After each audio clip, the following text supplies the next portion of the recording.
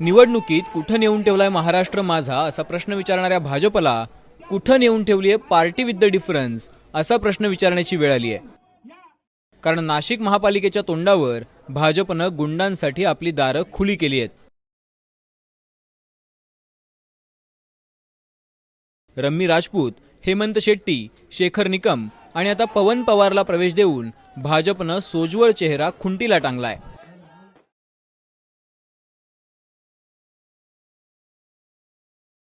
पवन पवार हा पोलीस कृष्णकांत बिडवे हत्याकांडातील प्रमुख आरोपी आहे। मोक्का खंडणीसारखे गुन्हेही त्याच्यावर दाखल आहेत। गुंडगिरीमुळे पवनला 2 वेळा तडीपारही केलं होतं। मोक्कातील आरोपीला मदत केल्याप्रकरणी आणि तडीपार गुंडाला आश्रय दिल्याप्रकरणी पवन पवारवर गुन्हा दाखल आहे। त्यामुळे अशा गंभीर गुन्ह्यातील आरोपीला भाजपनं पावन करून घेतलंय। त्यामुळे शिवसेनेनेही भाजपला चिमटा काढलाय। स्वतःला पार्टी विथ डिफरन्स आणि आम्ही काही वेगळे आहोत अशी म्हणवणारी भारतीय जनता पार्टी हिचा खरा चेहरा आज समोर आलेला आहे।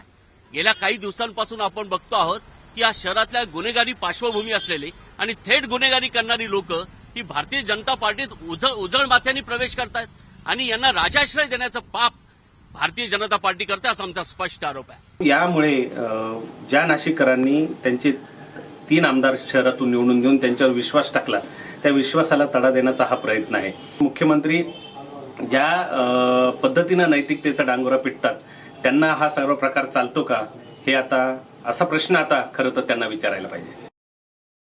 येत्या वर्षभरात नाशिक महापालिकेची निवडणूक आहे।